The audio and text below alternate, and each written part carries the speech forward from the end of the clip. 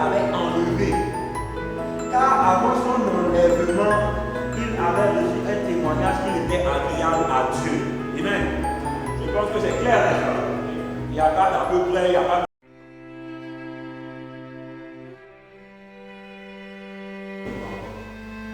Mais notre enlèvement, nous, on attend et signes sont en train de s'annoncer. Ce n'est plus le temps de chercher à plaire aux hommes. Ce n'est plus le temps de chercher à, c'est-à-dire les provocations des gens, les petits, non, on a dit du mal de moi ici, non, on a parlé de moi ici. Mes frères, ne soyez pas distraits, le diable vous distrait pour rien. Ce n'est pas le moment de se vautrer dans le péché et d'essayer de se convaincre que ce n'est pas grave pour se consoler, non. C'est le moment d'admettre qu'on est dans une position grave et de sortir de là. Vous voyez, c'est le moment de se remettre en cause, de se remettre en ordre. Il ne faut pas vous abandonner aux choses du monde. Tu as beaucoup de problèmes, beaucoup de soucis, beaucoup de ceci, cela. Dieu passe par là pour te faire comprendre que c'est le moment de rentrer dans la consécration. Dieu veut que tu aies des soucis pour que tu puisses te rapprocher de lui. La Bible dit toute chose concourt au bien de ce qui est Dieu. Le temps est proche. Il n'y aura pas de deuxième chance. Ne faites pas semblant. Vous n'aurez pas d'excuses à part votre vie tout ça. Non, Seigneur, tu ne m'as pas averti. Il est en train de t'avertir maintenant. Non, Seigneur, tu ne m'as pas dit que ce que j'ai fait était mal. Il est en train de te le dire maintenant. N'attends pas qu'on signe ton péché. Dans ton cœur, tu connais ta vie. Mes frères.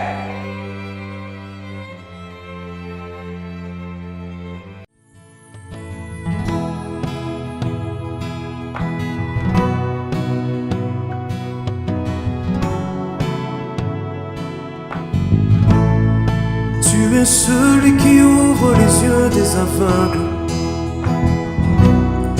Tu es celui qui change les vies. Tu prononces une parole et ceux qui étaient morts reprennent vie. Jésus, tu es celui qui a inspiré. Corinthiens 15, versets 50 à 54. La Bible nous dit, ce que je dis, frère, c'est que la chair et le sang ne peuvent hériter du royaume de Dieu, et que la corruption n'hérite pas avec l'incorruptibilité. Voici, je vous dis un mystère, nous ne mourrons pas tous, mais tous nous serons changés en un instant, en un clin d'œil, à la dernière trompette. La trompette sonnera et les morts en Christ ressusciteront incorruptibles, et nous serons changés. Car il faut que ce corps corruptible revête l'incorruptibilité et que ce corps mortel revête l'immortalité. Lorsque ce corps corruptible aura revêtu l'incorruptibilité et que ce corps mortel aura revêtu l'immortalité, alors s'accomplira la parole qui est écrite. La mort a été engloutie dans la victoire. Amen. Amen. Que le Seigneur vous bénisse richement. Amen. Alors, je vais prêcher une inspiration que le Seigneur m'a donnée. Le titre sera l'enlèvement et les 5 enlèvements bibliques. L'enlèvement et les 5 enlèvements bibliques. En réalité, on pourrait placer ça dans le thème d'enlèvement et les choses à venir toujours. Mais c'est toujours dans le contexte là. L'enlèvement et les enlèvements bibliques. Alors, je compte sur l'huissier évidemment pour le cas où, n'hésite pas. Que le Seigneur bénisse. Alors, on va avancer. Dans la Bible, tout chrétien croit qu'il y aura un enlèvement. Il peut noter. Le titre est l'enlèvement et les 5 enlèvements bibliques. L'enlèvement et les 5 enlèvements bibliques. Il y en a 5 dans la Bible. Tous nous savons qu'il y aura un enlèvement. Tout chrétien, quelle que soit la confession et tout, s'il va à l'église et qu'il connaît tant soit que sa Bible, il sait que nous sommes à la fin du monde et il sait que l'enlèvement est proche. Nous savons que Jésus reviendra et qu'il viendra prendre une église qu'il a choisie, une église épouse. Cette église typifie l'épouse. Quand nous disons que Jésus, que l'église est l'épouse de Christ, ça ne veut pas dire que c'est dans le sens physique du terme, bien sûr que non. Mais l'église est l'épouse de Christ. La Bible a parlé de ça, la Bible a représenté ça spirituellement. Ça signifie que de la même manière que nous devons dominer sur nos femmes, que la femme est soumise à l'homme, de même, l'église aussi est sous Jésus-Christ. Jésus-Christ qui domine cette église. La Bible a dit, c'est Saint Paul qui expliquait ça dans une de ses épîtres. Il expliquait que de même qu'un homme avec sa femme, c'est de la même manière que Jésus aussi avec l'église. C'est comme cela. Dans la Bible, nous pouvons voir qu'avant Israël était considéré comme l'épouse au départ, dans l'Ancien Testament. Dieu avait dit mon épouse et tout, mais elle s'est prostituée prostituer à d'autres dieux. Est-ce que la Bible a expliqué? Donc le fait de quitter la parole de Dieu pour aller à d'autres dieux, Dieu appelle ça de la prostitution. Dieu a dit que vous étiez mon épouse, mais le divorce arrive parce que vous avez prostitué à d'autres dieux. C'est comme cela. C'est de la même manière. Après, il y a une épouse. Là, par exemple, il y a une deuxième épouse. Cette deuxième épouse en question, elle a commencé avec la Pentecôte, à l'époque des apôtres et tout. Après, elle a avancé et elle a sombré au concile de Nicée. C'est pour ça que quand on commence avec le plan de blé, comme je le disais, le plan de blé, j'ai mis ça au statut de récemment d'ailleurs, on commence toujours par Martin Luther. Pourquoi on commence par les apôtres et tout? Parce qu'eux, ils sont dans la deuxième épouse, qui a été mort au concile de Nicée. Maintenant, ça a repris avec Martin Luther, John Wesley, les pentecôtistes et le message de l'heure. C'est ainsi que ça a repris petit à petit, ça a travaillé de plus à plus continuellement. Maintenant, l'enlèvement que nous attendons, l'enlèvement qui arrive, cet enlèvement, ce n'est pas pour tout le monde, ce n'est pas pour Israël et juste là, eux ils sont déjà partis. Mais l'enlèvement qui arrive, c'est pour l'épouse depuis les apôtres jusqu'à nos jours. Les 7 âges de l'Église. C'est cela. Dans la Bible, il y a 5 enlèvements au total. Si on doit calculer, oui. 5 enlèvements. Et je vais tous les prendre un par un, c'est dans ça que nous allons rentrer aujourd'hui. Amen. Alors, je vais rentrer un peu. Le premier enlèvement qu'il y avait dans la Bible, prenons Genèse. Depuis la Genèse, il y a eu un enlèvement. Prenons Genèse chapitre 5. Genèse chapitre 5. Versets 21 à 24. Je vais lire rapidement. Enoch, âgé de 65 ans, engendra Méthusélah. Enoch, après la naissance de Méthusélah, marcha avec Dieu 300 ans. Le conducteur de chant avait chanté ça tout à l'heure. Marcha avec Dieu 300 ans. Et il engendra des fils et des filles. Tous les jours d'Enoch furent de 365 ans. Enoch marcha avec Dieu, écoutez le verset 4. Enoch marcha avec Dieu, puis il ne fut plus parce que Dieu le prit. Amen. La Bible nous a montré ici que Enoch a été enlevé. Et ce verset ne suffit pas, enfin il suffit, mais je vais prendre un autre verset pour confirmer encore qu'il s'agissait là d'un enlèvement selon la Bible. Alors, prenons Hébreux 11. Il y a un enseignement. Je suis content de voir que les gens sont attentifs et prennent note. Prenons Hébreux chapitre 11, le verset 5. Hébreux 11, le verset 5. Est-ce que vous aimez la Bible? Amen. Alors, Hébreux 11, verset 5. C'est par la foi qu'Enoch fut enlevé pour qu'il ne vit point la mort et qu'il ne parut plus parce que Dieu l'avait enlevé. Car avant son enlèvement, il avait reçu un témoignage qu'il était agréable à Dieu. Amen. Je pense que c'est clair, n'est-ce pas? Il n'y a pas d'à peu près, il n'y a pas de ceci, cela. La Bible est claire. Avant tout, c'est quoi un enlèvement? Alors, je vais noter ici, il y en a 5.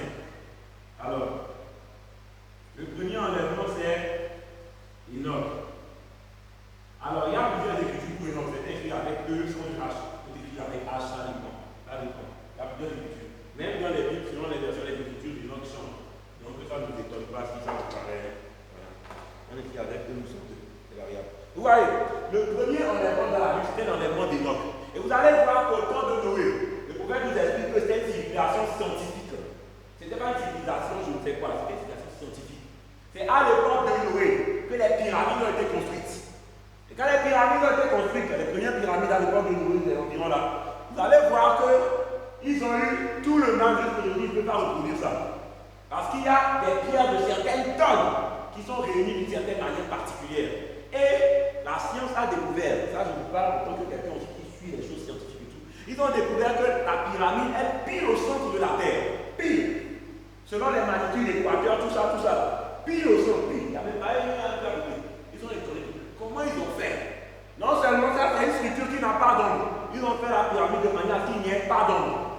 Et jusqu'aujourd'hui, cet édifice subsiste là-bas. Avec des tonnes de pierres, mais arrangées de manière tellement bien qu'au début, il n'y a même pas une lame de rasoir qui pouvait passer.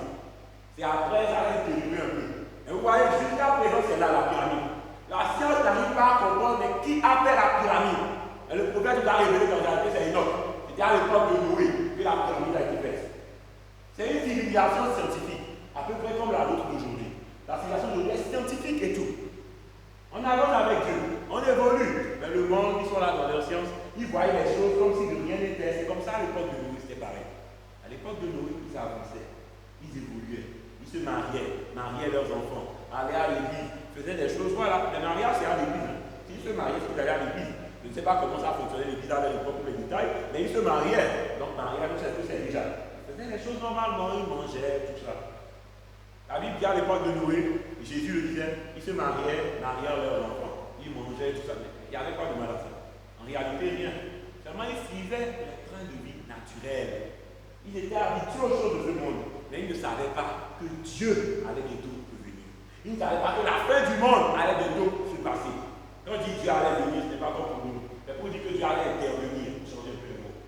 Le déluge allait avoir lieu. Noé avertissait les gens, le déluge aura lieu. Personne ne l'a écouté. Imaginez un peu ce qu'il en est de ça, mes frères. Noé. Donc, le gars, il est là. Le déluge aura lieu. Le déluge aura lieu. La Bible dit que Noé était un prédicateur de la justice. La Bible dit, je crois que c'est dans le livre de Pierre, dans le Nouveau Testament. La Bible explique ça. Que Noé était prédicateur de la justice. Le prophète nous explique par là que son message était entré dans l'arche. Il parlait de ce que Dieu lui avait dit par rapport à l'arche. De toute manière, la Bible est claire.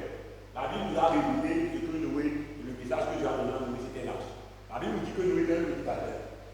Vous faites vous expliquer ça. Mais imaginez un peu l'histoire de Noé. Là-bas, les hommes vivaient presque 900 ans au départ.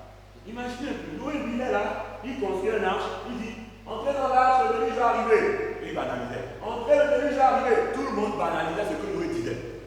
Certains d'entre eux étaient peut-être gentils. Peut-être certains d'entre eux étaient bons. La Bible dit qu'ils étaient méchants, tout ça. Mais certains d'entre eux peut-être se trouvaient gentils à leurs propres yeux, se trouvaient bien à leurs propres yeux. Telle voix paraît droite à un homme, mais l'Éternel seul en connaît l'issue. Et son issue, c'est la voix de la mort. C'est ça. Les voix des hommes mènent à la mort, mais les voix de Dieu mènent à la vie. Alors quand on marche selon les voix de Dieu, on arrive à la vie. Mais quand on veut faire les choses selon les hommes, c'est la mort qui attend le coup. Parce que quelque chose ne peut venir de cette chair corruptible, on l'a dit tout à l'heure. Cette chair corruptible là, quelque chose qui vient de ça, ça vient la mort. Mais il faut revêtir l'incorruptibilité avant d'aller là-bas. Mais pendant que nous sommes dans cette chair va nous tromper. Cette chair nous poussera vers les choses du monde. Mais nous devons regarder en haut. Parce que Dieu a parlé. Amen. Alors à l'époque de Noé, c'était comme ça. Il vivait comme il voulait. Il faisait ce qu'il voulait, il avançait. Noé en parlait. Imaginez, quand Noé a parlé de ça, 50 ans plus tard, toujours là à construire l'arche. Parce que la Bible dit qu'il s'est écoulé 120 ans avant que le déluge n'arrive. Si tu lis la Bible, tu comprendras que Noé a parlé, ça a commencé au début quand Dieu lui a parlé. C'était 120 ans plus tard que le déluge est arrivé. Donc, Noé était là. Non, l'arche, entrez dans l'arche. Les gens ne suivaient pas. Entrez dans l'arche, tout le monde dans la vie. Imaginez. C'est devenu une légende urbaine, comme le dépeint le prophète. Frère, on a vu dépeint ça comme ça. Ils étaient là, ça évoluait, 50 ans plus tard. Les enfants peuvent aller même imaginer, dire à leurs parents, papa, il y a un vieil homme là-bas, il crie partout peu, et il a que le déluge va arriver. Comment ça va se passer tout ça?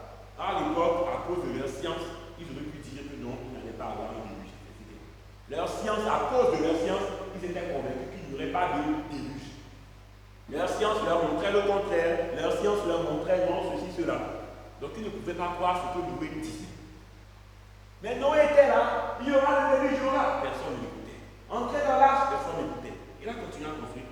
Le temps passe, 70 ans plus tard, il est encore là. Le gars, ça fait 70 ans qu'il parle tout. Le temps continue de passer. 100 ans plus tard, on va laisser le gars là sur la montagne là. Vous savez, ça fait un siècle qu'il est là-bas, tapé sur une planche en bois là-bas là. Et il dit qu'il construit un arche, et il dit que vraiment le déluge viendra. Et le déluge viendra. Vraiment banalisé, laissez-le, il est fou. Laissons-le, Dieu fera grâce. Voilà. Vous voyez comment il considérait Noé. Imaginez un peu ça. 120 ans, il a continué à construire. Il a continué à construire. Malgré tous les critiques des gens, malgré tout ce que les hommes disaient, il a continué à croire à ce que Dieu lui a dit.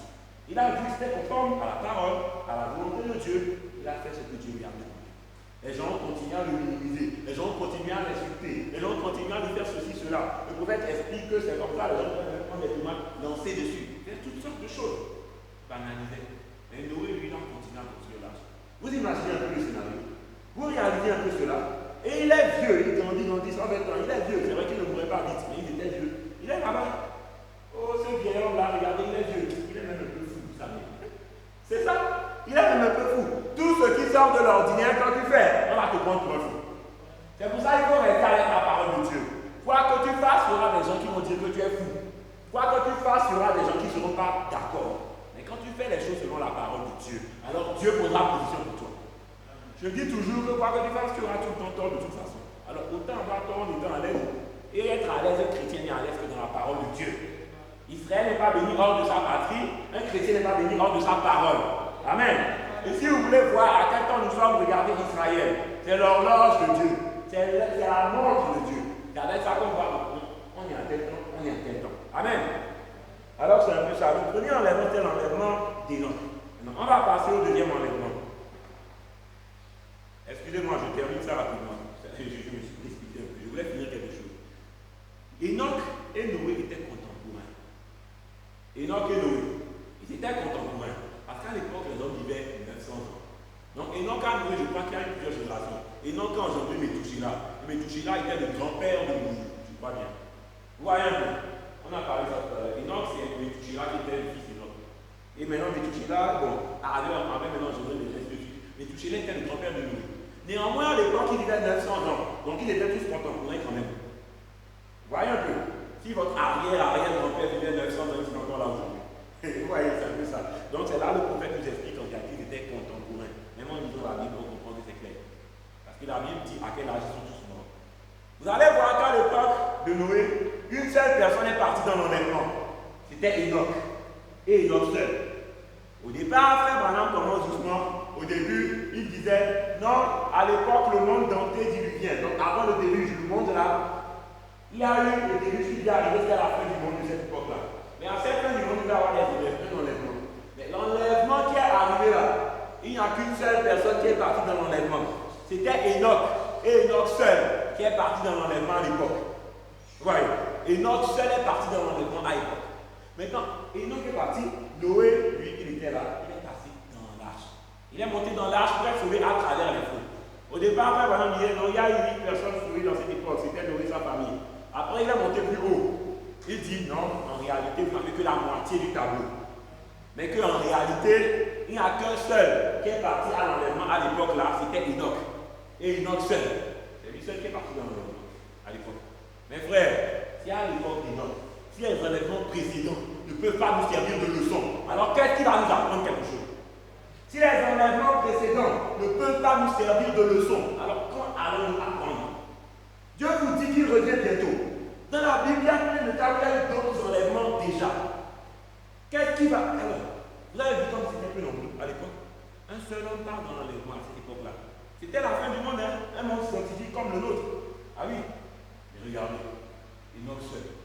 À cette époque, il avait des couleurs qui sont encore là jusqu'aujourd'hui. Les couleurs, des trucs là dans ces chambres, tout ça. Il y a des couleurs qu'il avait à l'époque, les trucs antiques, tout ça. Certaines couleurs qui sont là jusqu'aujourd'hui.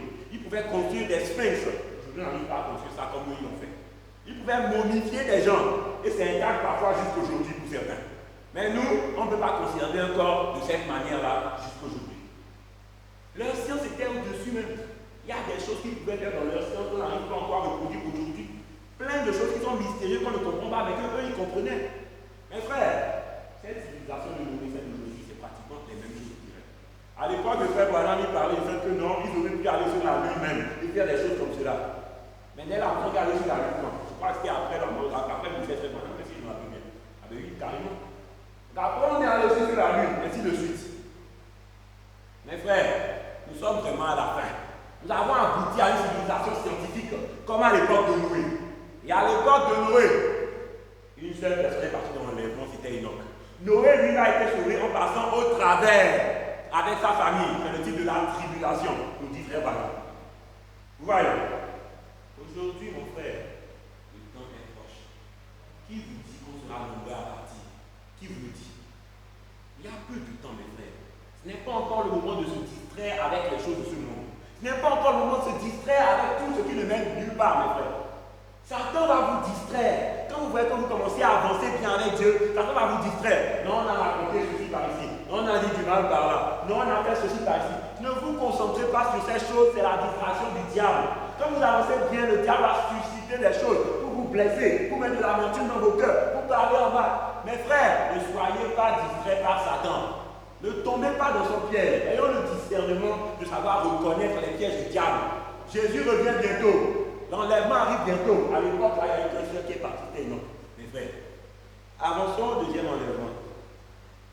C'est pour celle qui vient d'arriver. Le titre c'est l'enlèvement et les 5 enlèvements bibliques. L'enlèvement et les 5 enlèvements bibliques. Le premier enlèvement c'était celui d'Enoch. On a dit ça dans la Bible. Alors, on va passer au deuxième enlèvement. 2 rois.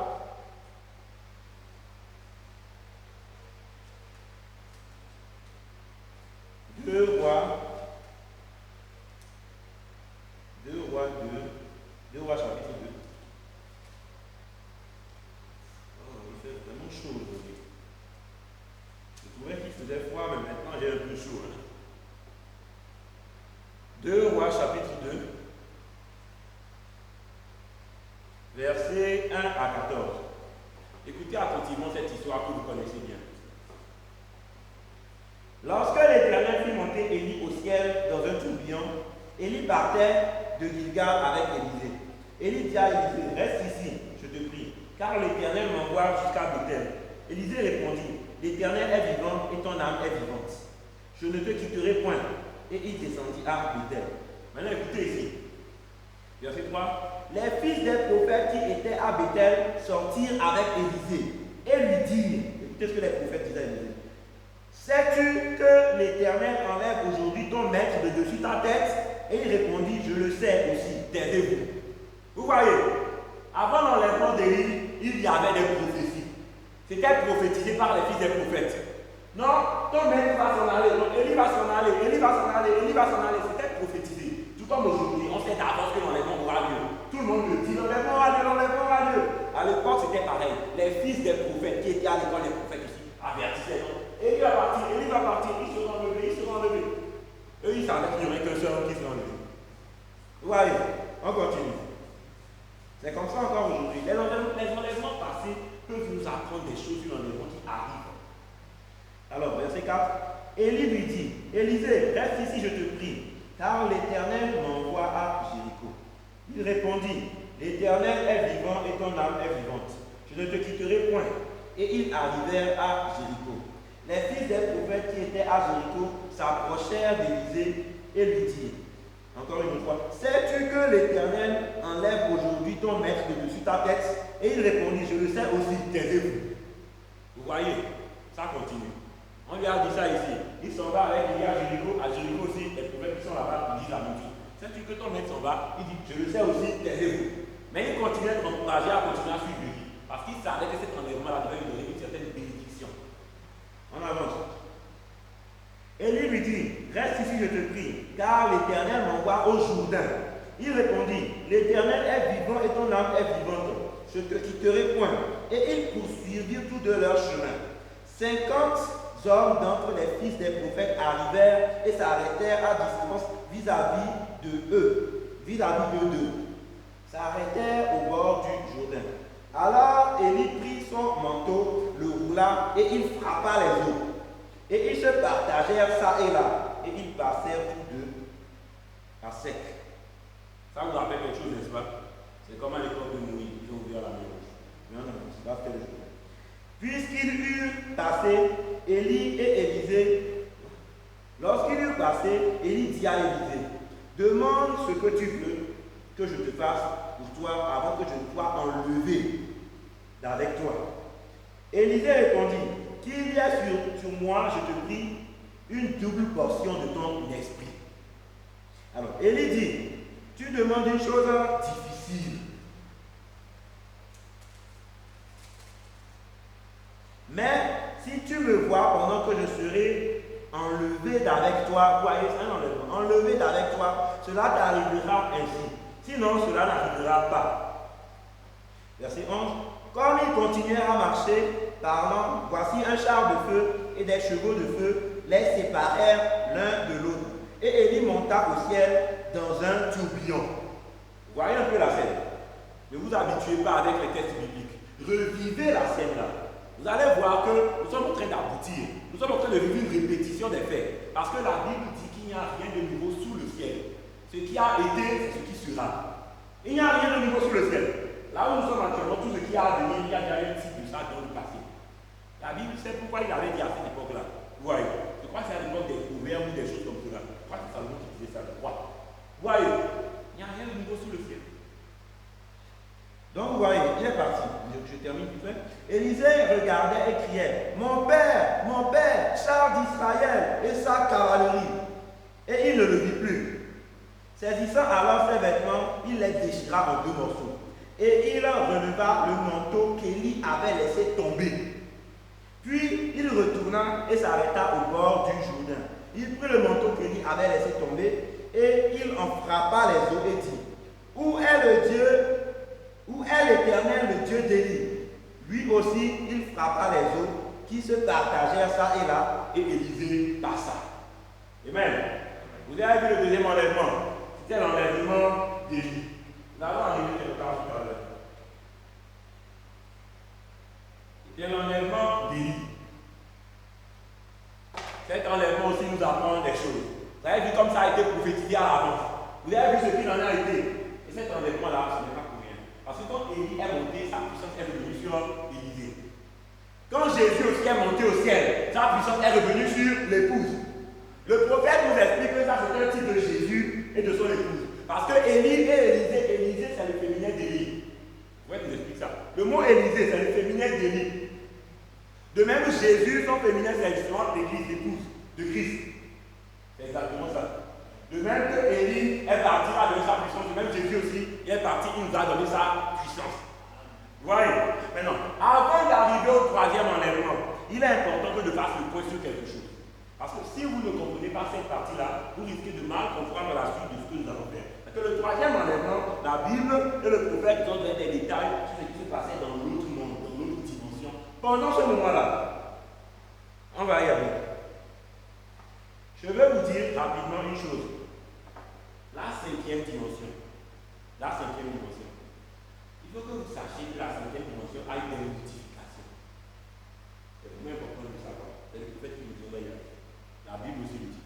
La 5e dimension. Je parle du monde en bas, le séjour des morts, l'enfer et tout ça. Ça a subi une modification.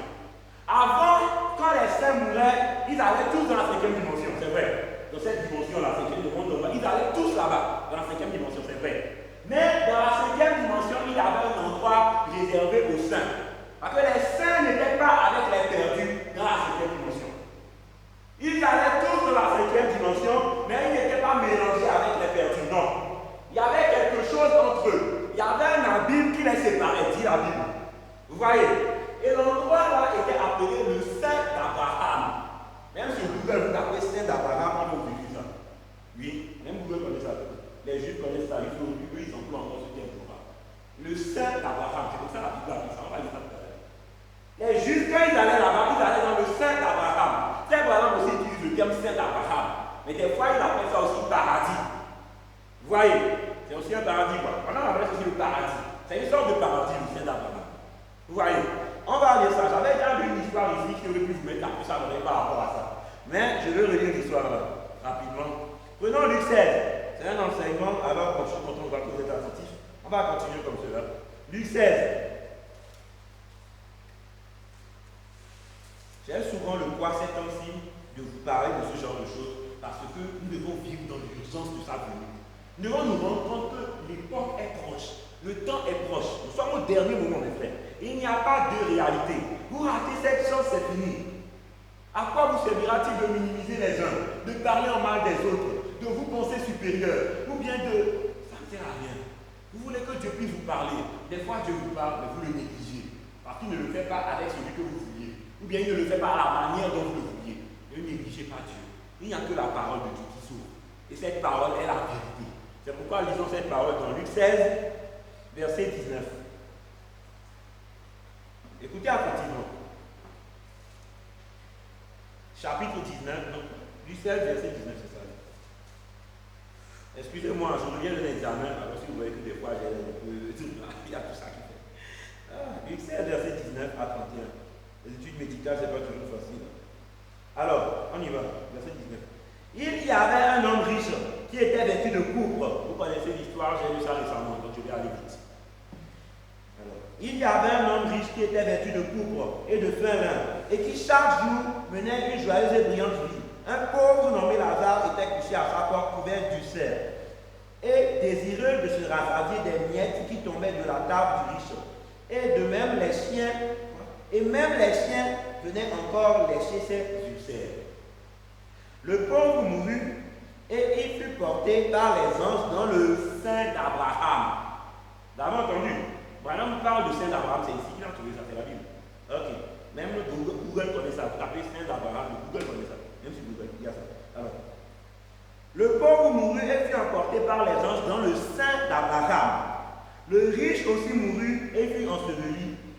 Dans le séjour des morts, il leva les yeux, tandis qu'il était en proie au tourment. Vous voyez, il vit de loin Abraham et Lazare dans son sein.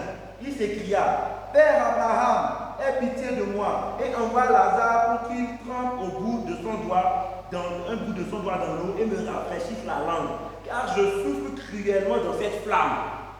Vous entendez ça? Une parenthèse rapide. Quand on dit que le feu éternel de l'enfer n'est pas encore commencé, ça ne veut pas dire qu'il n'y a pas la moindre goutte de flamme nulle part en enfer. C'est pas ce que ça veut dire. Mais ça veut dire qu'il y a un enfer qui brûle, qui arrivera. Cet enfer qui brûle, qui arrivera là, les temps de feu, qui est la seconde mort, on a parlé de ça ici, les temps de feu. Ça n'a pas encore lieu pour l'instant. Les temps de feu, c'est après le jugement dernier. Vous voyez? Donc quand on dit le feu qui n'était pas ce feu brûlant, l'enfer qui brûle, c'est les temps de feu dont on parle. Et ça viendra après, ça n'a pas encore eu lieu. Mais ça ne veut pas dire que l'enfer actuel qui est dans le tourment, il n'y a pas la bonne goutte de flamme. C'est pas ce que ça veut dire. Vous comprenez ce que je veux dire? Parce que la Bible est claire ici quand il parle de flamme. Vous voyez un peu? Il y a d'autres versions qui disent flamme de feu ou quelque chose comme ça. Vous voyez? Je veux que vous compreniez bien ça. Vous m'avez compris ou pas? Bon, ça c'est dit. Ok, on avance. Je termine. Donc les temps de feu, ce n'est pas encore ça. Mais ça va dire que donc je continue. Il s'écria, Père, non, j'ai dépassé ça. Verset 25. Abraham répondit, écoutez attentivement. Abraham répondit, mon enfant, souviens-toi que tu as eu du bien pendant ta vie et que Lazare a eu des maux pendant la sienne. Maintenant, il est ici consolé. Le sein d'Abraham sera de consolation. Il est ici consolé et toi tu souffres. Maintenant, écoutez le verset 26 qui est important parce que je vais mettre quelque chose au tableau. Ne dis pas j'ai inventé ça, c'est ici, c'est écrit. Écoutez, verset 26. D'ailleurs, il y a entre nous et vous un grand abîme. Il y a un abîme entre les justes et les perdus. Ok. Il y a entre vous et nous un grand abîme, afin que ceux qui voudraient passer d'ici vers vous ou de là vers nous ne puissent le faire. Vous avez vu ça? Donc, je vais vous dessiner ça rapidement ici. Comprenez bien. Il y avait, je vais faire ça comme ça parce qu'il y a la suite du dessin que je dois faire avec les citations. Regardez. Donc il y avait un endroit où il y avait les justes. Vous voyez, c'est encore appelé le sein d'Abraham. Vous comprenez cela? Ok. Sein d'Abraham. C'était à l'époque, sein d'Abraham. C'est aussi appelé paradis. Paradis. Vous voyez, ça c'était là. Maintenant, de l'autre côté, ça c'est un abîme. Il y a un abîme qui sépare. Qui les sépare tous les deux. Ensuite, ici, il y a les méchants. Encore les perdus. C'est bon. Ok. C'est encore le lieu du tourment, etc. Tout cela. Donc, à l'époque, c'était comme ça. Il y avait les justes d'un côté, au sein d'Abraham, et il y avait les méchants, les perdus de ce côté. J'espère que c'est explicite, n'est-ce pas? Ok. Donc, c'est ça. Maintenant, bon, est-ce que je vais lire la fin de cela?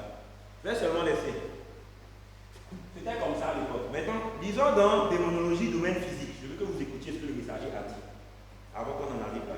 Alors, démonologie, domaine religieux, allez-je dire. Domaine religieux, paragraphe 193. Pour celle qui vient d'arriver, le titre c'est l'enlèvement et les 5 enlèvements bibliques. C'est de ça que nous parlons aujourd'hui. C'est un enseignement. L'enlèvement et les 5 enlèvements bibliques. Le premier était l'enlèvement de l'homme, le deuxième c'est celui biblique. Et nous allons continuer.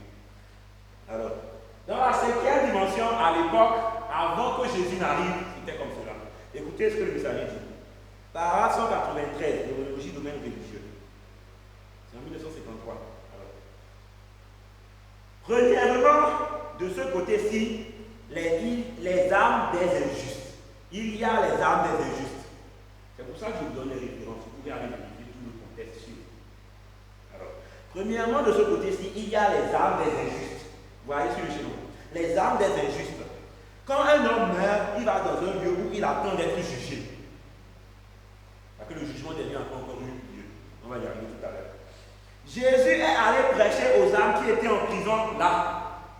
Là, on est en train d'arriver qui avait un troisième élément. Jésus est allé prêcher aux âmes qui étaient en prison là-bas. Ensuite, ce sont les démons. Bon, il faut que je fasse ces deux en parallèle. Suivez bien s'il vous plaît, sinon vous allez vous ennuyer. Alors, comme le pasteur nous l'a dit, la dernière fois, il parlait des perdus, des démons et de l'enfer. C'est vrai, c'est comme ça que cette dimension est actuellement. Mais à l'époque, ce n'était pas comme ça. C'est pourquoi on va vous parler du changement là, petit à petit. Alors, il y avait les perdus, ici. Ensuite, il y avait les démons. Ensuite, il y avait Satan, là où Satan se trouve lui-même. C'est pourquoi on appelle encore ça enfer. Il appelle encore ça séjour des morts.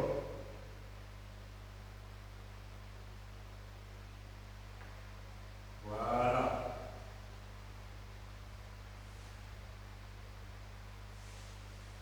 Je pense que c'était compris, n'est-ce pas? Maintenant, je veux vous dire quelque chose ici. Je veux qu'on m'écoute bien. Sinon, vous allez vous embrouiller. Parfois, frère Branham, par mon job, il a. Je ne sais pas quel mot utiliser pour bien vous expliquer ça, mais parfois, est-ce que j'ai appelé ça un bibliomongage? Parfois, il appelle le tout enfer. Dans un certain contexte, parfois, il appelle toute la cinquième dimension d'enfer. Parfois, il appelle toute la cinquième dimension le séjour des morts. Mais après, quand il enseigne, il explique en réalité qu'il y a les perdus, les démons, et là où Satan, c'est là où il y a le séjour des morts, proprement dit. Et l'enfer, proprement dit. Il le dira tout à l'heure. Est-ce que c'est clair? Donc, quand on parle d'enfer, ça ne vous embrouille pas. Parfois, quand on dit enfer, on désigne toute la cinquième dimension. Parfois, quand on dit séjour des morts, on parle de toute la cinquième dimension. Mais parfois, quand on dit enfer, on veut parler juste de là où ça va faire. Et parfois, quand on dit enfer, séjour des morts, on parle de. Est-ce que c'est clair? C'est clair? Ok. Donc, je vais avancer. Écoutez le messager. Il y a les âmes des injustes. Quand un homme meurt, il va dans un lieu où il attend d'être jugé. Jésus allait prêcher aux âmes qui étaient en prison là-bas. Ensuite, ce sont les démons sur le chemin là-bas. Ensuite, c'est le diable et l'enfer. C'est ce que le messager dit ici. En montant, premièrement, or, ceux qui sont là, ce sont des esprits des hommes qui sont morts sans s'être jamais repentis. Ils attendent le jugement. Tout ce qu'ils connaissent, c'est la folie et ce qu'ils ont fait. Oui. C'est la folie et ce qu'ils ont fait. C'est ça qu'ils connaissent là-bas. Les perdus. C'est un lieu de tourment. Je ne vais pas aller vite parce qu'il y a beaucoup de choses à dire et le temps est en train de passer. Prenons démonologie, c'est toujours la même chose. Mais on va arriver au paragraphe 198 cette fois-ci. Paragraphe 198 à 202. Écoutez attentivement, c'est un enseignement. Je veux poser, je veux qu'on me comprenne bien. Amen. On y va.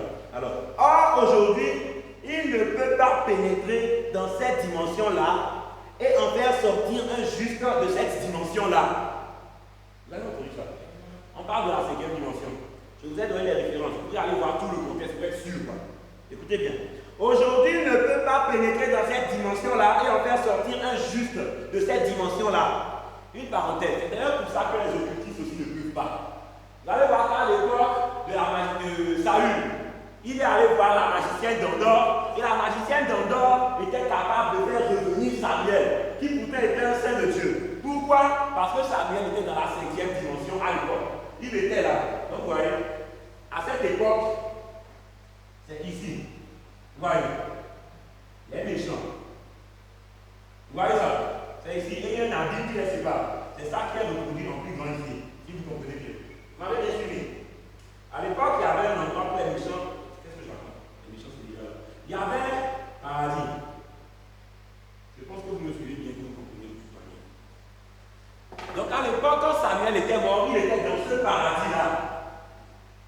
Et c'est pour ça que dans la cinquième dimension, il n'était pas encore arrivé dans la sixième dimension. Il n'était pas encore au premier ciel. Il n'était pas encore au ciel. Lui, pour le moment, il arrive dans la cinquième dimension. Pourquoi? Jésus n'était pas encore mort pour offrir un sacrifice pour l'humanité, pour qu'eux puissent aller au ciel. À cette époque, ils avaient tous dans la cinquième dimension.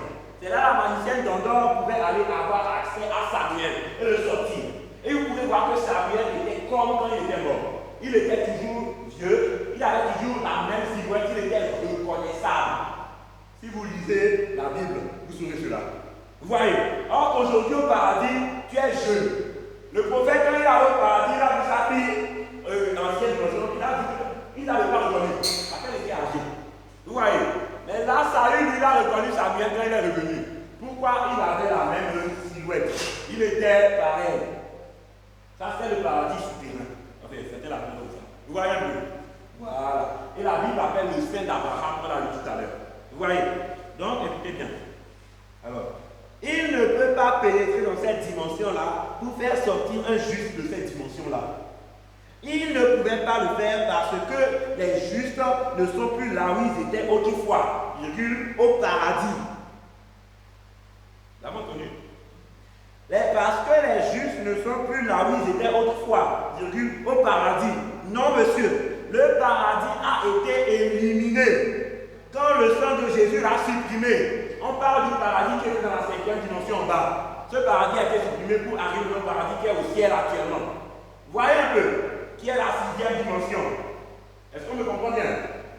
C'est là où frère Branham et les saints sont actuellement. C'est là où les apôtres sont actuellement. Là où les apôtres sont actuellement, ce n'est pas là où Samuel était quand il était mort au départ. C'est après la mort de Jésus que ce paradis-là a été supprimé. Vous voyez, ce paradis qu'on a mis dans la Bible tout à l'heure, la Bible a appelé ça le Saint Abraham.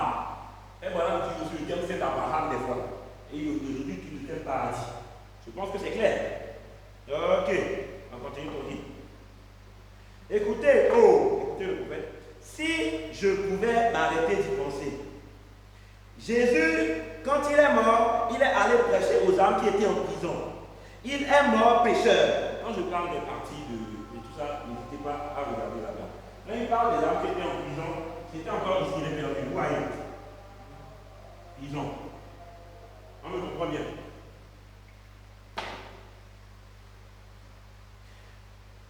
Jésus, quand il est mort, il est allé prêcher aux âmes qui étaient en prison. Il est mort pécheur, n'ayant commis aucun péché. Mais c'est à cause de notre péché qui était sur lui. Et Dieu, à cause de ses péchés, l'a envoyé au séjour des morts. La Bible dit, il est allé prêcher aux âmes. Les gens disent, frère Branham, je ne comprends pas. Ils disent, Jésus est ressuscité le 3e jour. Il est mort le vendredi après-midi. Et il est ressuscité le dimanche matin. Mais il n'est resté mort qu'un jour. Je vais t'expliquer ça. Il dit, dans ce délai, car il n'avait qu'un passage de l'écriture dans la Bible sur lequel il pouvait s'appuyer. En effet, David, un homme qui a rétrogradé plus tard, mais qui a été sauvé, mais un prophète sous l'inspiration de Dieu, il avait dit, je n'abandonnerai pas mon âme dans le séjour des morts, et je ne permettrai pas que mon sein voie la corruption. Et il savait qu'au bout de 3 jours et 3 nuits, la corruption s'installe dans le corps. Ça, c'est scientifique. Quand tu meurs, au bout de 3 jours, la corruption s'installe dans ton corps. Or, dans l'Ancien Testament, quand David prophétisait sur Jésus, David avait dit, je ne permettrai pas que mon sein voie la corruption. Donc, il ne fallait pas que les 3 jours s'écoulent plein. Vous voyez ça? Maintenant, les gens parfois se posent la question, mais pourquoi Jésus a dit à l'époque et quand il faisait un rapprochement entre son cas et celui de Jonas? Il dit, de même que Jonas passa 3 jours et 3 nuits dans le ventre du poisson, de même le fils de l'homme a passé 3 jours et 3 nuits. Donc vous allez dire ça. Mais pourquoi il dit ça comme ça? Ce langage est simple. Ce langage signifiait simplement que Jésus était en train de montrer que c'était un type. C'est tout. Quand Jésus parle comme ça, il faut montrer que ce qui est arrivé à Jonas, c'est un type de vie qui doit vivre. Est-ce que ça veut dire? Il ne faut pas toujours le prendre littéralement. Quand Jésus dit, si on vous frappe sur la joue gauche, donnez sur la joue droite, ça ne veut pas dire que si on te frappe ici, tu vas venir frapper encore. Non. Ça veut dire qu'il faut être pacifique. Jésus l'a dit lui-même plus tôt, avant de dire cette phrase, il a dit 2 versets plus tôt, je crois. Il dit ne résistez pas aux méchants. C'est là qu'il commence à donner des exemples. Si on te force à faire 1 kilomètre avec, fais-en 2 avec lui. Quelqu'un te prend ta tunique, donne-lui aussi le voilà. Ça veut dire qu'il faut être pacifique, qu'il ne faut pas résister aux méchants. C'est un exemple, vous voyez. Donc, il ne faut pas toujours prendre les choses littéralement. Sinon, vous n'allez rien comprendre. Vous voyez? Donc, c'est cela. Alors, les 3 jours et 3 nuits, c'était le type, justement. Ça montrait que ce que Jonas a vécu typifiait ce que Jésus a vu. C'est tout. Mais il ne devait pas finir les 3 jours pleins. Parce que s'il finissait les 3 jours pleins, il allait atteindre la corruption. La science nous le montre. Sa chair allait commencer à courir, commencer à sentir. Les cellules allaient commencer à se désagréger. Il ne fallait pas que ça arrive. C'est ça. Alors, je continue. Les prophètes expliquent bien des endroits, mais je ne sais pas tout. Moi, je continue. N'ayant connu aucun péché, j'avance. Paragraphe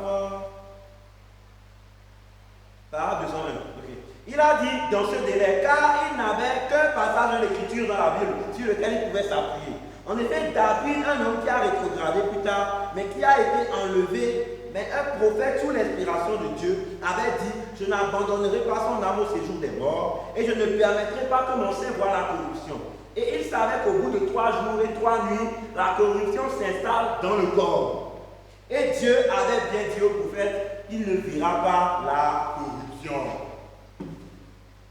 Alléluia. Il s'est revêtu de la parole de Dieu. Il a vaincu Satan chaque fois, pareil. Il a vaincu la mort par la parole de Dieu. Alléluia. Bon, c'est vrai qu'il y a Alléluia.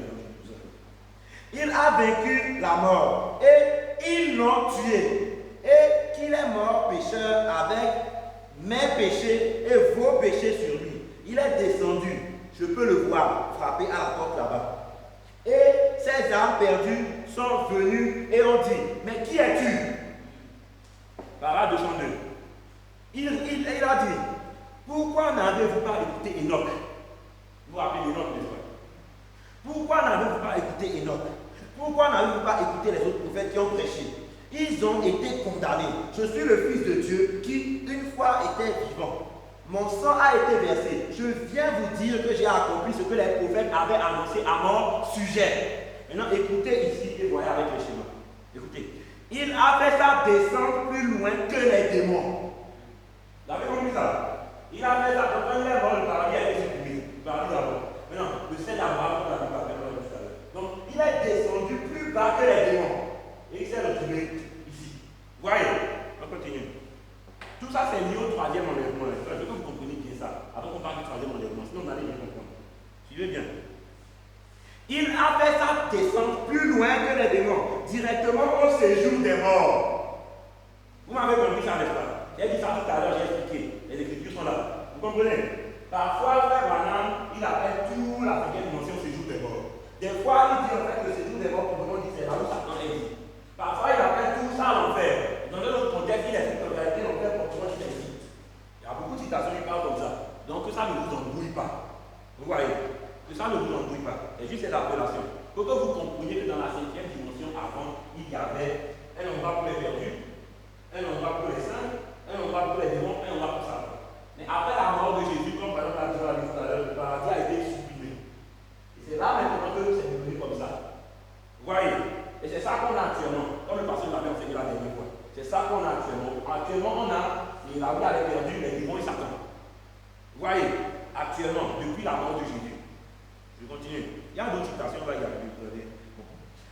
Il a fait sa descente plus loin que les démons, directement au séjour des morts. Il a ôté au diable les clés de la mort et du séjour des morts. Il les a accrochés à son côté, il est remonté. Alléluia. Vous comprenez bien ça? Je pense que c'est facile à comprendre, c'est clair, n'est-ce pas? Alors c'est comme cela. Maintenant, je vais prendre toujours dans le même contexte. Prenons question-réponse sur Hébreu. Question-réponse sur Hébreu. Prêché le 2 du 10e mois 1957. Paragraphe 412 à 418. Je vais aller un peu vite, mais je vais vous écouter bien s'il vous plaît. Oui, remarquez. Maintenant, mon ami témoin de Jéhovah, qu'est-ce que vous dites de ça? Voyez, si le séjour des morts est un lieu, le Hadès, le Sheol. Vous avez écouté les synonymes? Est-ce que vous avez écouté les synonymes? Le séjour des morts est un lieu, le Hadès, le Sheol, quel que soit le nom que vous lui donnez. Il y a plusieurs choses, entendez le Sheol, sachez qu'il parle de la cinquième dimension. Si vous attendez le Hadès, sachez qu'il parle de ça. Le Hadès, en fait, c'est pour ça que Branham parle de la trinité de Satan. Il y a le Hadès. Le Hadès, c'est le même mot pour tombe. Le Hadès signifie la tombe. Le mot Hadès signifie encore l'enfer, le séjour des morts. Et le mot Hadès signifie encore Satan lui-même, c'est lui Hadès. Vous connaissez la mythologie Hadès ou bien l'enfer, tout le monde connaît ça. Vous voyez, la tombe c'est Hadès, l'enfer c'est Hadès, le séjour des morts c'est aussi. Enfin, la tombe c'est Hadès, le séjour des morts c'est Hadès, et l'enfer aussi, Satan aussi c'est Hadès. Je pense qu'on a bien compris de toute façon, c'est ça. C'est pour ça que maintenant c'est la trinité de Satan. La trinité de Satan c'est la mort, la tombe et le séjour. Non. La tombe, la mort et le séjour des morts. Vous avez compris ça? La mort, la tombe et le séjour des morts. C'est la trinité de Satan. Vraiment pas. Je n'ai pas le temps de tout lire, mais le prophète en parle. Et c'est là il dit tout ça se traduit par Hadès. C'est ça.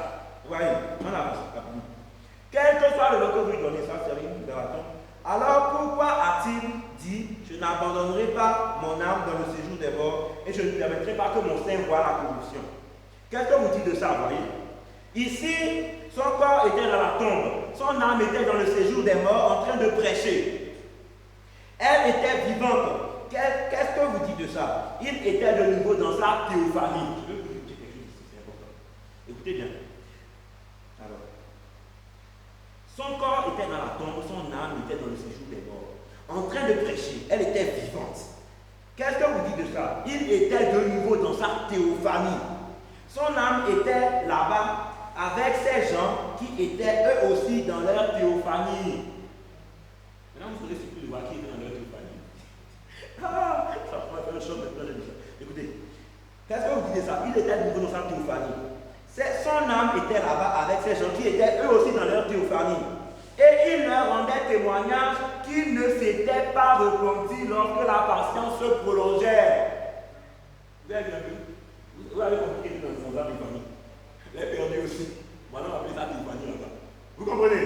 Je vais vous expliquer. La dernière fois quand j'enseignais sur changer et enlever, je vous ai dit que la théophanie, j'ai lu des citations, maintenant on m'a donné des synonymes.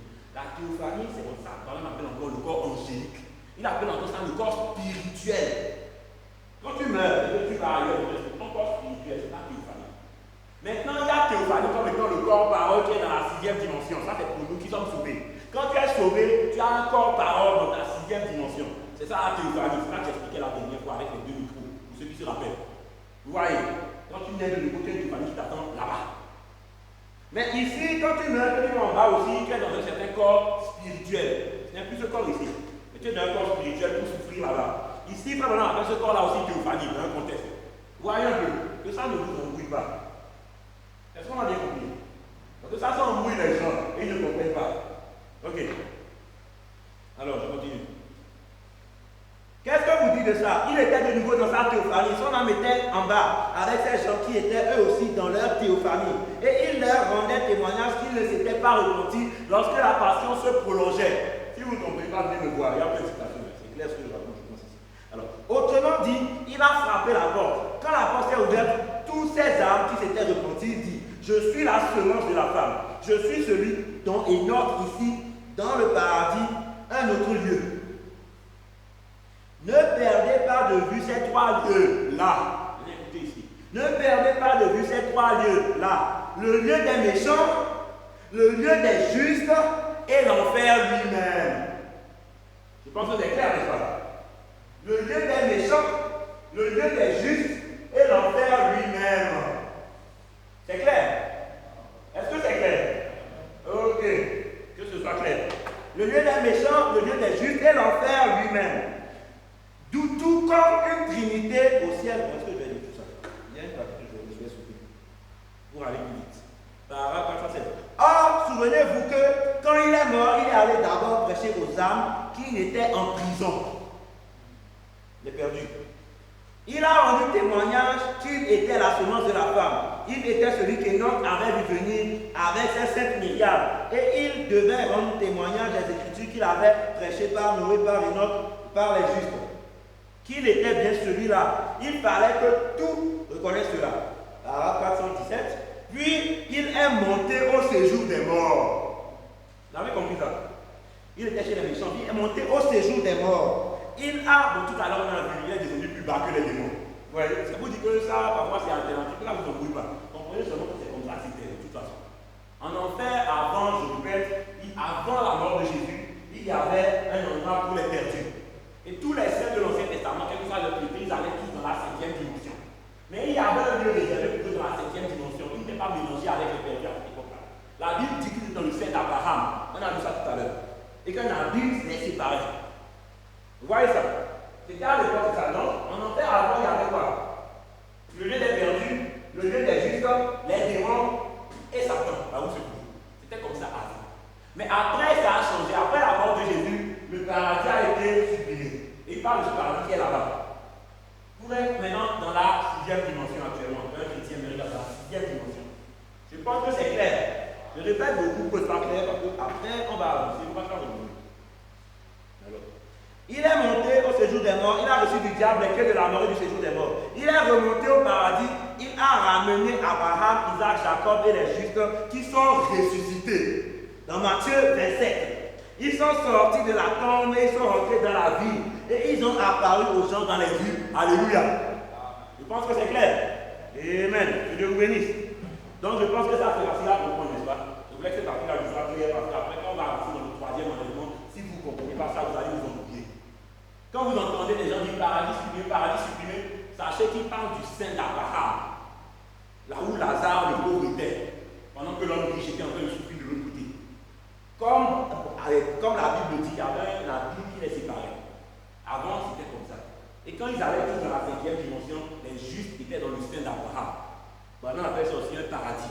Branham utilise aussi le terme sein d'Abraham. Et comme je disais aux autres avant que vous n'arriviez, le sein d'Abraham, même Google connaît ça. Vous tapez sein d'Abraham.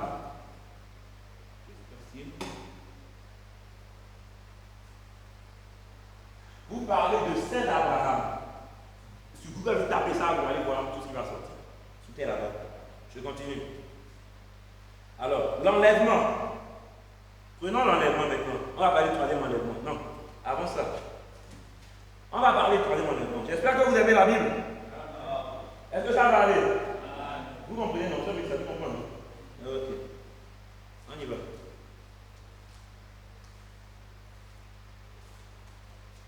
Prenons Matthieu 27, versets 50 à 53.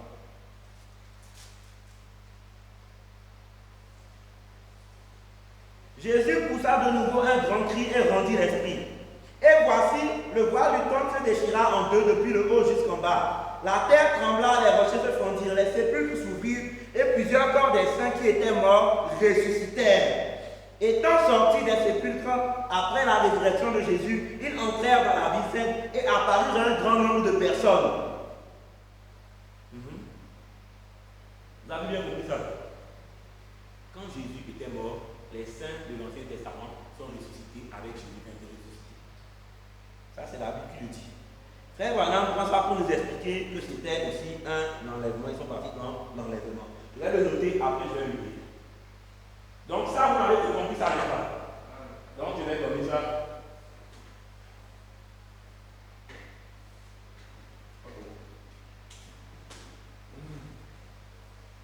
Ok. Donc le troisième, c'est l'enlèvement de Jésus et les saints de l'Ancien Testament. C'est le troisième enlèvement biblique. Alors, pour ceux qui sont arrivés après, et le titre c'est l'enlèvement et les cinq enlèvements bibliques. C'est de ça que nous parlons. Alors, je vais avancer. Prenons l'enlèvement. Prêchez le 4 décembre 1965. Écoutons le messager. Alors, paragraphe 61. Un enlèvement est passé. 300 arrivés dans l'Ancien Testament. Il dit ça parce que l'enlèvement là concerne aussi ceux de l'Ancien Testament. Ça nous en veut pas. 300 arrivés dans l'Ancien Testament. Pour ceux qui étaient préparés et à qui la parole du Seigneur est venue. Voyez, la parole du Seigneur vient à Enoch, on a vu tout à l'heure. La parole vient à Élie, on a vu tout à l'heure. Qui était prophète, voyez-vous? La parole du Seigneur était Jésus. Vous avez compris ça? Là, on dit que l'enlèvement, c'est à ceux à qui la parole était venue. Il a dit que la parole est venue à Enoch, Élie, tout ça. Tout ça, vous n'en veut pas. Ok. Donc, vous voyez, écoutez bien maintenant. Ici, je vais avancer et vous devez écouter. Je n'ai pas beaucoup de temps, je dois enchaîner les écritures rapidement parce que mon temps va bientôt finir. Donc, regardons dans l'Ancien Testament. C'est celle de l'Ancien Testament lorsque ce premier enlèvement se produisit. Regardez au verset 50. Que sa voix forte réveilla les saints de l'Ancien Testament. C'est la même voix. Sa voix forte réveilla Lazare. Voyez-vous? Sa voix forte les réveilla. Et le second s'accomplit dans 2 Thessaloniciens au chapitre 4. Lisons cela. Nous venons de le lire. Il y a quelques minutes, voyez-vous, nous ne voulons pas faire que vous soyez dans l'ignorance à l'égard de ceux qui dorment, afin que vous ne soyez pas affligés comme c'est 1 Thessaloniciens 4, verset 12 à 18. Ce sera le second enlèvement. Le second enlèvement sera l'enlèvement de l'épouse. parle d'un Nouveau Testament. Je ne veux pas parler d'un Nouveau Testament, il y a trois. Après, il dit second. Il parle du second qui vient dire Nouveau Testament. Il ne faut pas faire dans deux. Les références sont là pour vous lire à la maison pour que ce soit clair pour vous. Vous voyez? Alors ici, je n'ai pas le temps de m'attarder et d'expliquer en bas une écriture parce que le temps va finir. Qu'est-ce que j'en pense? Épouse. Voilà. Alors, voilà. Les saints de l'Ancien Testament sont partis dans sa présence et le paradis fut supprimé. Ça, on a parlé de ça tout de même. Le paradis fut supprimé. Les saints de l'Ancien Testament remontèrent à sa voix forte lorsqu'il cria et rendit l'esprit. Pourquoi le sacrifice? La propitiation. Okay. Le sacrifice, la propitiation est de leur péché qu'ils avaient attendu. Ils croyaient que cet agneau parfait allait venir. C'est pourquoi ils offraient un agneau en sacrifice. Je pense que vous suivez bien, n'est-ce pas? Ok. Il mourut et rendit l'esprit. Il cria d'une voix forte. Et les saints de l'Ancien Testament se réveillèrent. Observez ici, le cri de commandement et la voix. Le cri de commandement et la voix. Ça vous dit quelque chose? La voix de l'archange, c'est la voix de Jésus-Christ qui crie pour que les morts ressuscitent. Il l'a fait pour Lazare. Il l'a fait pour les saints de l'Ancien Testament et il le fera pour nous aussi. Amen. Ok, on avance. Un agneau.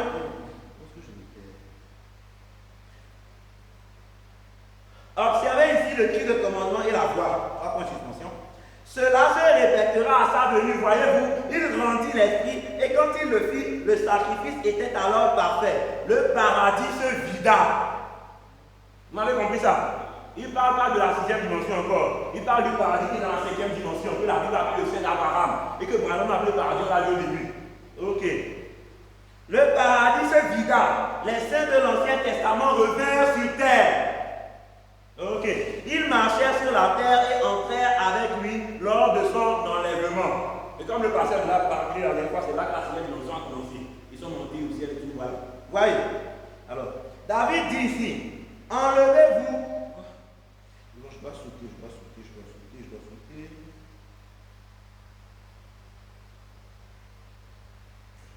Une voix de l'intérieur dit, qui est ce roi de gloire? Je saute. Vous allez voir maintenant. Qui est ce roi de gloire? L'Éternel puissant dans la bataille, les portes s'ouvrirent immédiatement. Et Jésus le conquérant.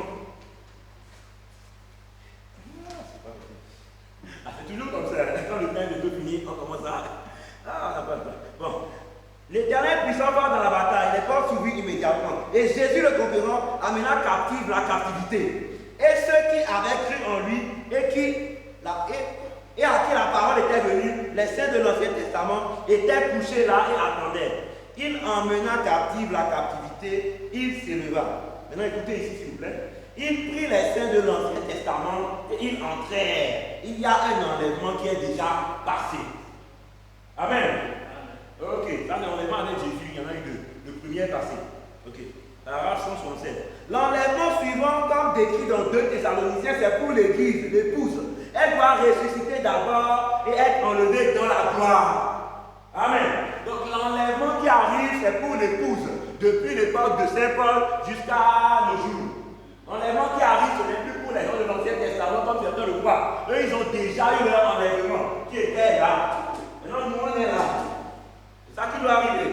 Amen. J'espère que c'est bien clair. Ok. Comme mon temps est pratiquement fini, je vais dépêcher de finir rapidement. Maintenant, notre enlèvement, c'est celui de l'épouse. L'enlèvement de l'épouse, on a déjà parlé de ça ici. Je vais essayer de rapidement continuer ça. Ouais. Si j'avais le temps, si je devais commenter chacun longuement, je vais jamais finir. J'ai oublié de dire, terminer. Donc, je termine. Alors, je vais rapidement. L'enlèvement, nous savons qu'il y a le cri de commandement, la voix de l'archange et le son de la trompette. Pour ceux qui veulent prendre note, c'est dans 1 Thessaloniciens 4, versets 15 à 18. Tout le monde connaît cela. C'est là où la Bible en parle. Maintenant, écoutons ce que le prophète dit de cette étape de l'enlèvement là. Écoutons le messager. L'enlèvement, paragraphe 152 à 154. Écoutons rapidement. Premièrement, il y a un cri de commandement, puis une voix, et ensuite une trompette. Un cri de commandement, c'est un messager qui prépare les gens. Deuxième chose, c'est une voix de résurrection. C'est la même voix forte qui, dans Jean 11, verset 38 à 44, appela Lazare hors de la tombe. La voix de la porte, c'est la voix de Jésus-Christ. Il a dit à plusieurs endroits de manière plus claire, mais je ne vais pas attendre. Le rassemblement de l'épouse, puis la résurrection des morts pour être enlevés. Maintenant, observez comment ces trois choses arrivent. Quelle est la chose suivante? C'est une trompette. Un cri de commandement, une voix, une trompette. La troisième chose est une trompette. C'est elle qui, à la fête des trompettes, a toujours appelé les gens à venir à la fête. Et il y aura un souper de l'épouse. Le souper de l'agneau avec l'épouse dans le ciel. C'est facile à comprendre. Ok. La première chose, on dit récapitule le prophète. La première chose qui se produit, c'est son message qui amène l'épouse à se rassembler.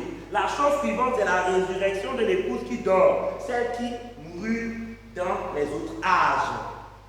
Et ils sont enlevés ensemble et la trompette les appelle à la fête dans le ciel. C'est ce qui arrive, mes amis. Amen. Je pense que ça c'est clair, n'est-ce pas? L'enlèvement, c'est ça. Quand vous entendez les cris de commandement, voix de l'archange, son de la trompette, le cri de commandement, c'est le message qui nous rassemble. La voix de l'archange, c'est la voix de la résurrection. Les gens mystifient beaucoup ces choses-là. Parfois, il y a des choses comme ça, c'est des mystères. Frère, on va expliquer ce que ça veut dire. Mais aujourd'hui, quand on parle de ça, on aime trop mystifier ça, alors que parfois c'est simple. C'est comme les sept tonnerres. On va très très loin. Mais frère, on dit non, les sept tonnerres sont les révélations contenues dans les textes. De base, c'est bien ça. La voix de l'archange, c'est quoi? C'est la voix de la résurrection. Simple. Vous voyez? Ne regardez pas ça loin, c'est simple. C'est la voix de la résurrection. Voilà qui le dit ici en Allemagne. Vous avez compris ça? Ok. Mon temps est fini, je fais que récapituler rapidement. Alors, maintenant, j'avais dit l'enlèvement et les 5 enlèvements du kiff. On a les 4 enlèvements qui sont ici. Tout le monde connaît ces 4 enlèvements. Mais généralement, le 5e, parfois, on n'en parle pas assez. Je pense que certains comprennent, savent c'est quoi, mais d'autres ne savent parfois pas.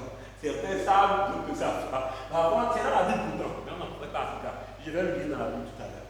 Mais avant d'arriver là, pour que ça ne vous embrouille pas par rapport à ce qu'on a vu avant, je vous avais parlé avant d'une chose, les étapes qui doivent se passer depuis l'enlèvement jusqu'à la nouvelle terre. On a beaucoup parlé de ça ici. Et je vais vous lire la citation là. Là, c'est dans la tête de tout le monde. Je vais même vous écrire au tableau.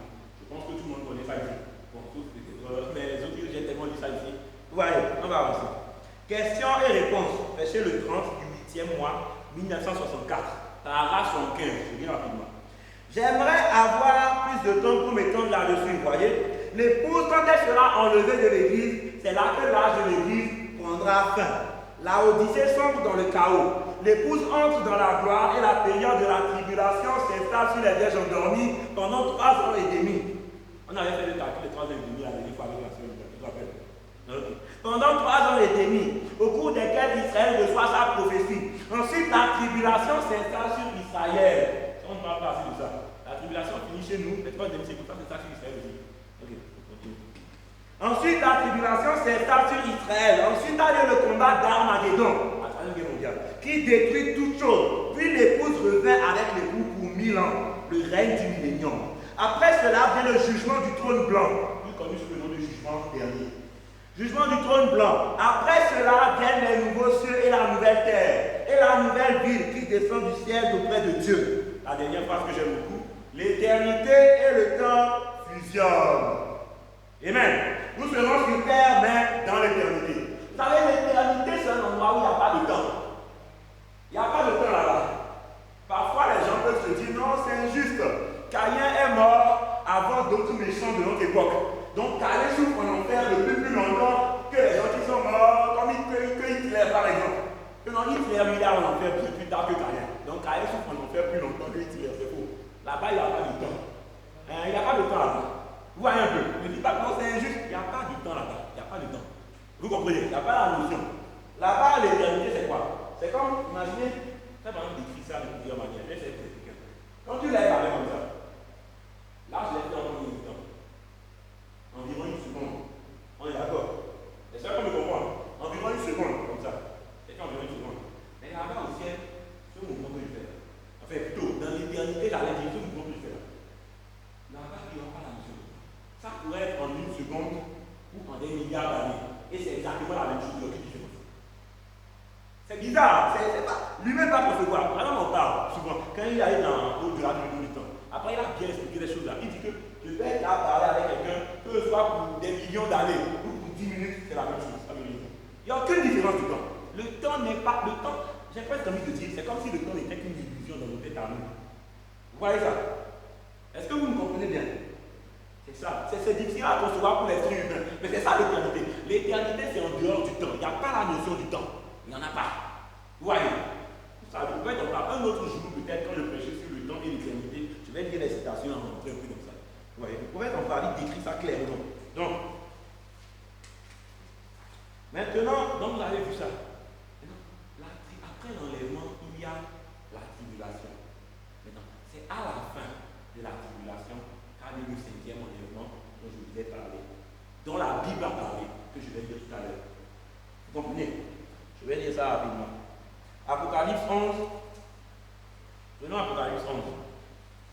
Je vais terminer avec ça, c'est la dernière écriture. Apocalypse 11, versets 1 à 12.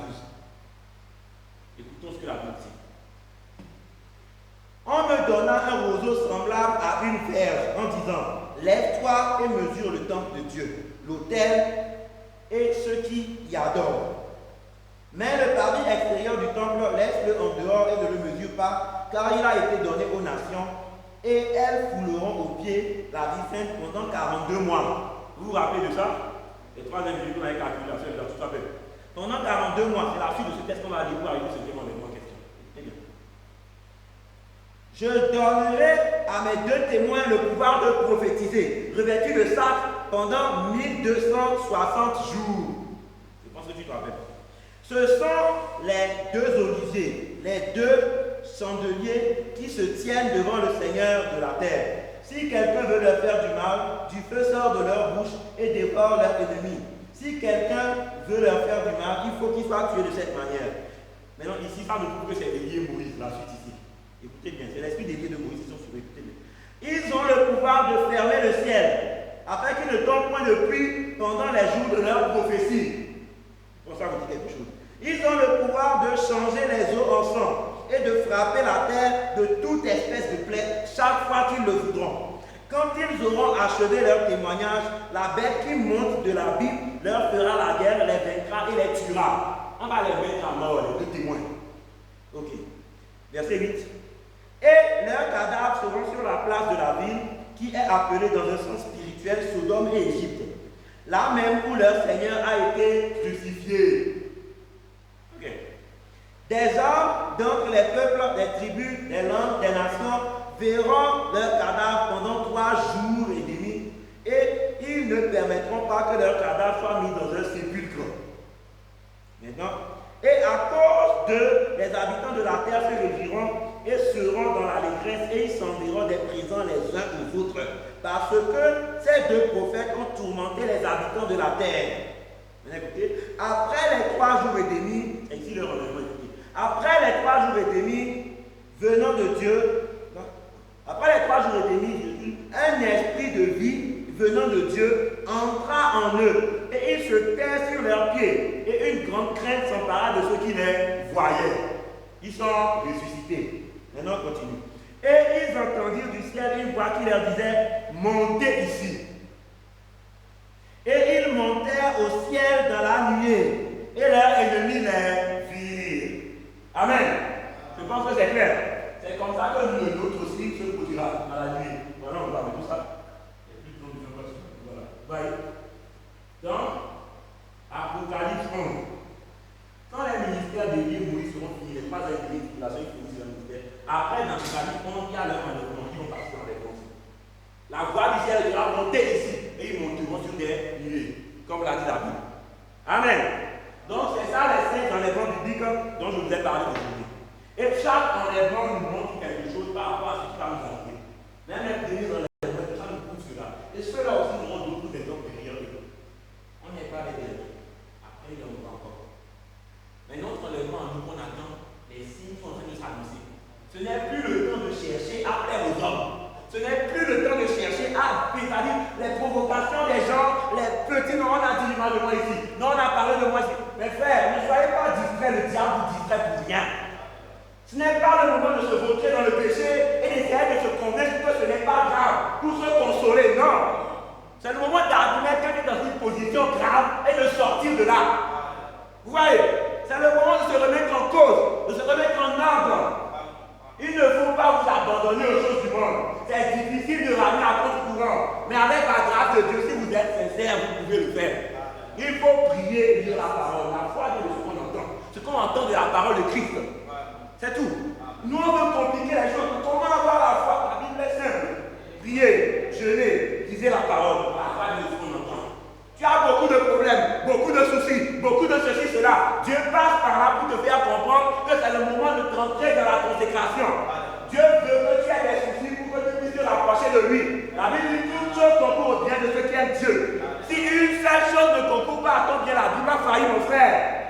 Tout ce que tu vis, la Bible a dit tout concourt à ton bien si tu aimes Dieu et que tu as appelé selon son dessein. Tu crois que tu es prédestiné, tout concourt à ton bien. Le temps est proche. Il n'y aura pas de deuxième chance. Ne faites pas semblant. Vous n'aurez pas d'excuses après avoir entendu tout ça. Non, Seigneur, tu ne m'as pas averti. Il est en train de t'avertir maintenant. Non, Seigneur, tu ne m'as pas dit que ce que j'ai fait était mal. Il est en train de te le dire maintenant. Mais attends pas qu'on signe ton péché. Dans ton cœur, tu connais ta vie. Mes frères, ne faites pas des choses étranges. Vous arrivez à un niveau où vous allez mourir spirituellement. Ou quand on vous parle de la parole, on vous parle de vos péchés, ça ne vous dit plus rien. Vous êtes habitués. Vous sortez à peine de l'église, vous faites encore les choses étranges. Ça ne vous dit plus rien. Mes frères Branham, j'avais une station ici une fois, il disait peut-être qu'il n'y aura même pas 12 qui iront dans l'enlèvement. Vous voyez, les frères Branham parlaient, il était précis, il parlait de ceux qui étaient sur la terre en ce moment-là, parmi les 4 milliards qui étaient sur la terre à son époque. Parmi eux, ils se doutent même qu'il y en ait 12. La Bible dit qu'on sera innombrable, oui. Ça, c'est par rapport aux gens depuis l'enlèvement de Jésus. Depuis Paul jusqu'à nos jours. Et ça, l'enlèvement de Jésus. On sera innombrable. Mais, que vous sachiez, ça ne veut pas dire qu'on sera innombrable à notre époque ici. L'enlèvement de Jésus, ils étaient nombreux. Mais à l'époque de Jésus, combien de personnes sont parties? Jésus seul. Frère, Dieu ne ment pas. Prenez l'enlèvement et non, seul est parti. Ici, c'est Élie seul qui est parti. Ici, c'est Jésus seul qui était le contemporain à partir. Les autres étaient de l'Ancien Testament. Mes frères, ici, quand on est le contemporain partiront. Combien de gens sont partiront? Peut-être même pas 12. Ici, il y en a 2. En fait, tout le monde a déjà parlé de 2. Vous voyez les 2 là qui montent. Vous vous rendez compte? Mes frères, il n'y a pas de. Aujourd'hui, si on dit qu'il y a le Saint-Esprit, comme le pasteur dit à la fois, tout le monde lève la main. Mes frères, c'est anti-prophétique. C'est anti-parole. Que tout le monde ait le Saint-Esprit dans le cœur de ce passement pour l'autre. Étroite est la porte. 1 sur 1 million. Des choses comme ça, on entend ça. Et on est encore au stade d'essayer de se consoler. Mes frères, tu vis dans le péché, ne te console pas. Oh non, tout le monde est dedans. Satan va vous faire banaliser en vous disant que tout le monde est dedans. Que ce n'est pas grave. Chacun a ses petits secrets. C'est faux là. Hein? Ça, c'est un mensonge que le diable vous raconte pour vous faire banaliser. J'insiste sur ça parce que je suis passé par là. Je sais ce que c'est. Il va vous faire croire que tout le monde est comme ça, ce n'est pas ça, c'est pas ça. C'est faux, mes frères. C'est une tactique pour vous faire banaliser ça. Les gens sont innocents. Si sur la terre, il y en a 12 qui sont innocents, les 12 t'arrêtent partiront. Ce n'est pas une blague de frère. On en parle, vous vous habituez. Mais un jour, vous l'entendrez pour la dernière fois. Est-ce que vous savez que le premier âge de l'église a fait 117 ans? Le temps. Vous savez que quand on arrive en 2023, on va faire encore 117 ans pour la Odyssée. Est-ce que vous savez ça? Vous savez ça? Bon, je ne vais pas. Bon, le chandelier, il y a 7 ans. Le premier a fait 117 ans. Vous voyez? Après, la durée a commencé à croître. Le deuxième âge était plus long, le troisième plus long. Jusqu'au quatrième âge, qui était le plus long de tous, qui a fait presque 1000 ans. Après, ça a commencé à décroître. Ainsi le fait jusqu'à la Odyssée. La Odyssée, on ne sait pas encore combien de temps il faut. Mais le temps là, si on atteint 2023, on nous va faire 117 ans pile. Égalité avec l'âge de fer. Ça ne vous dit rien. Mes frères, j'ai parlé ça la dernière fois. Quand vous voyez que le fer et l'argile ne s'entendent pas, quand vous voyez la Russie et l'Amérique ne s'entendent pas, le temps est proche. Le temps est proche, mes frères. Il n'y aura pas de deuxième. Il n'y a pas comme à l'école où il y a un rattrapage. Il n'y en a pas. Tu es fini, mon frère. Ça ne sert à rien de faire le fier devant les hommes. D'essayer de faire ceci, cela devant les gens. Le plus important, partons à l'enlèvement. Si tu es encore au stade, j'ai dit aujourd'hui, il y a un esprit qui est venu dans le monde. J'en parlais à des. Il y a un esprit qui est venu dans ce monde-là. C'est-à-dire, tu fais quelque chose pour que l'autre soit blessé. Mais tu sais qu'il ne peut rien dire. Mais tu fais exprès juste pour qu'il ait mal. Et tu fais semblant de ne pas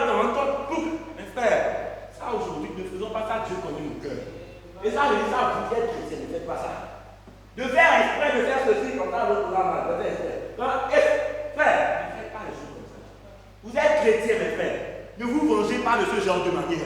Quand vous avez un problème avec un frère, allez le voir. Ne cherchez pas à faire, je vais faire ceci, il ne pourra rien dire. Mais ça lui fait mal. Et on se tait, voilà. Mes frères, n'agissez pas comme ça. Dieu est un Dieu juste. Dieu connaît les cœurs. Il n'y a pas deux enlèvements pour nous. Il n'y en a qu'une seule. Tu rachètes après l'enlèvement, là, les portes de la grâce se ferment pour les nations, c'est fini. Tout ça, c'était juif. C'est ici tellement nation, nous restons nous rapidement. Après, c'est encore juif. Nous, c'est une restée avec nous rapidement.